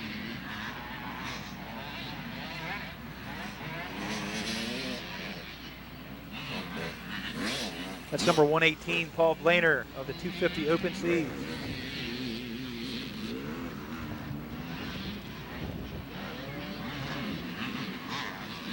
As we watch more action here on the grass track, an update at the top of the pack. Scott Summers is still out in front, but Scott Plessinger moved into the number 2 position, but then Fred Andrews regained it from him, almost went into the Antietam Creek. But after all of that, everything is still status quo at the top. Summers, Andrews, and Plessinger, 1, 2, 3.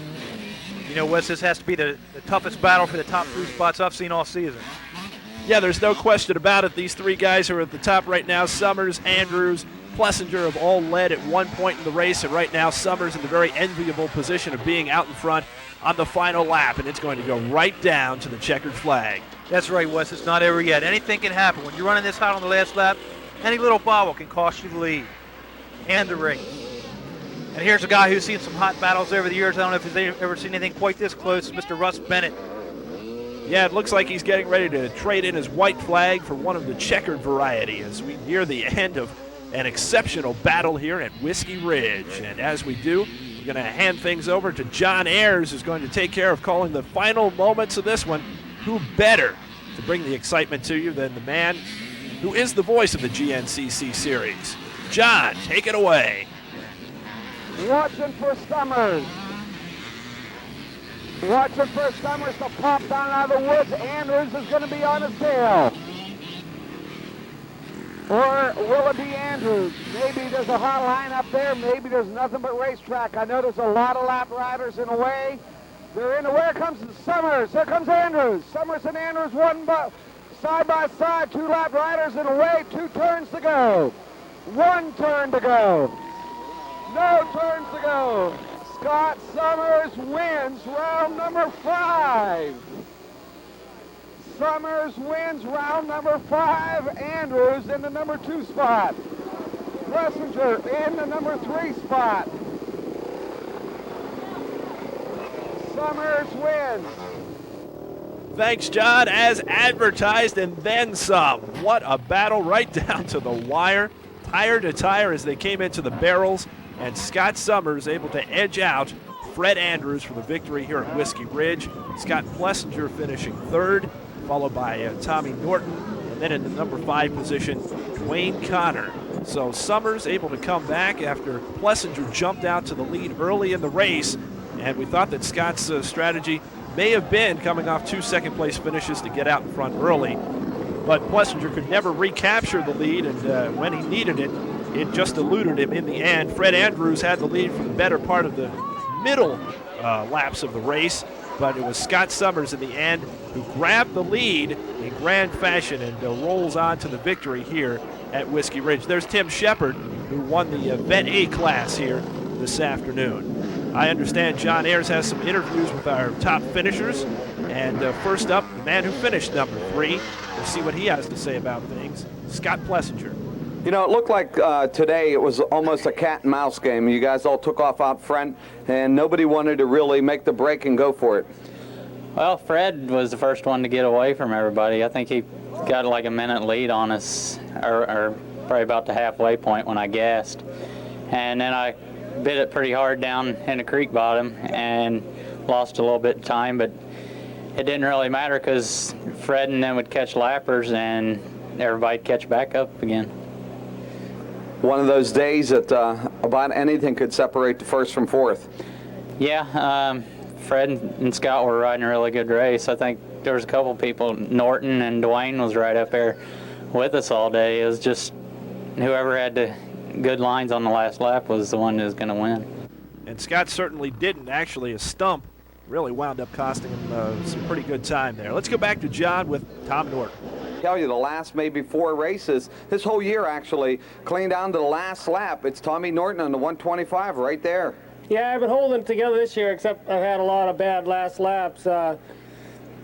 Today I think I actually led it for a little bit, and I ran 2nd and 3rd quite a while, and we just were banging bars together out there. It was good, but you know, you make one mistake at the end, and it's tough to catch up. Everybody's getting a little tired, and the ruts are worse, and the lappers are worse, and today one of those happened. Scott was right behind me, Scott Summers, and you know, we were passing 2 people at once, and one guy just pulled out of the way, and I just hit something that was there that I couldn't see because he was in the way, and down I went, and Summers and Plessinger capitalized on it, and I never made up the time.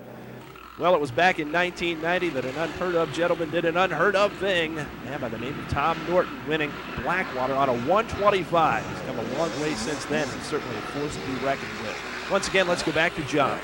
How good of a last lap was it? How fast were you going? I'd say our speed was probably 5 or 6 mile an hour faster, which might not seem like much, but the track was really rooted and really off camber, and we were all kind of cruising at first, but then at the end, you know, we all wanted to win, so we picked it up a lot. Looked like a good race. It's kind of one of those races that you love to see, but you really hate to see anybody win, or excuse me, anybody lose. Yeah, well, I hate to see him win too, but no. It was, you know, like I said, nobody was going to take a cheap shot or nobody did anything. We all had good racing, and you know, we knew the last lap was going to decide it, and there were some lappers that got in there, but none of them really hurt me. I think maybe even some of them helped me, and we raced all the way to the finish, and I'm sure it was good for the crowd because, you know, we didn't even know who was going to win, so it was good. Well, he finishes 2nd today. He's gone from being a wild motocrosser to probably the most consistent man out there on the series right now. No lower than a 3rd place finish thus far in 5 rounds. And 2nd here today, Fred Andrews. Now let's go back to John with the number 1 man today, Scott Summers. John. How long has it been since you won a cross country? Well, I guess it was maybe October, November last year. Got to feel good. Yeah, it's good that something good happens for a change. Scott, we're really glad to have you back in it. We got a real series now, I believe. I, for one, was getting worried that if something didn't happen, Freddie was going to make this look too easy. And we've seen you do that in the past. And we wanted a good race, and boy, I think we got one now. I think that was about as good as it gets today, and we congratulate you on a great, great ride. Thanks, John. And we offer our congratulations to Scott as well. Summers on top overall, followed by Andrews, Plessinger, Norton, and then Connor. And the top 10 rounded out by Craig Jones in 6th with a great effort here today. Then Terry Cunningham, Gino Nail, Darrell Connor, and Steve McSwain.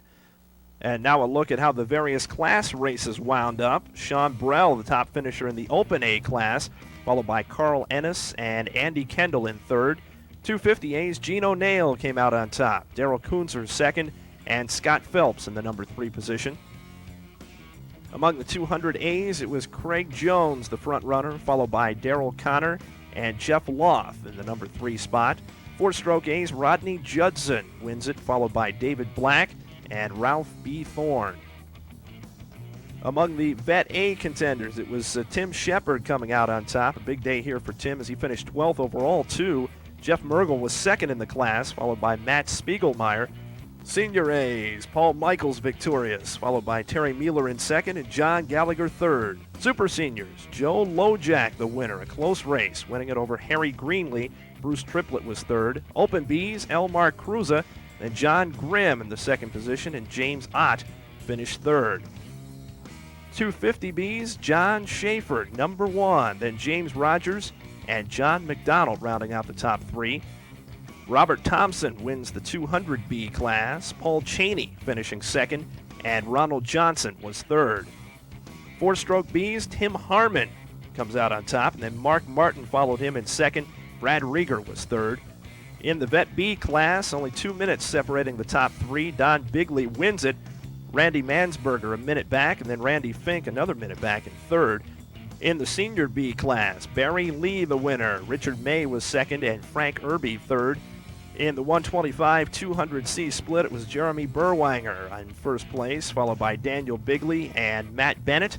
And in the 250 Open C class, Bill Farmer the winner. Jeremy Jarvis 2nd, and Mark Whelan was 3rd. And the point standings look like this after Whiskey Ridge. Fred Andrews, Tommy Norton, and Scott Plessinger still 1, 2, 3 respectively. Scott Summers, by virtue of his victory, moves up a spot. Doug Blackwell does not earn a point. He slips down to 5th. Gino Nail up 2 to number 6. Tim Shepard holds on to 7th, and it's Scott Phelps down 2 to 8. Craig Jones, 15 points here today with 31 in 9th, and then Steve Hatch. Put them all in it. Come on, kids. Come on close. Come on, fans. Scott Pletcher, here we go. Let's get all 3 of them on there for the cameras. Our 3 champions. Give them a round of applause, everybody. Scott Plessinger, Freddie Andrews, and Scott Summers. And that shows you how long it's been. He hardly got the champagne open. I thought Freddie was going to have to help him, you know. Well, you've witnessed a truly historic occasion captured up close and personal by DNA Video.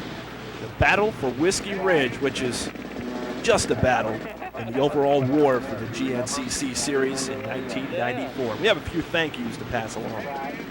That's right, Wes. We want to thank Dave Coombs and Racer Productions, of course, John Ayers, Russ Bennett for the expert flagmanship, and the entire Myers family. And thanks to all of you for joining us. For Don Smith, I'm Wes Decker. Bye-bye.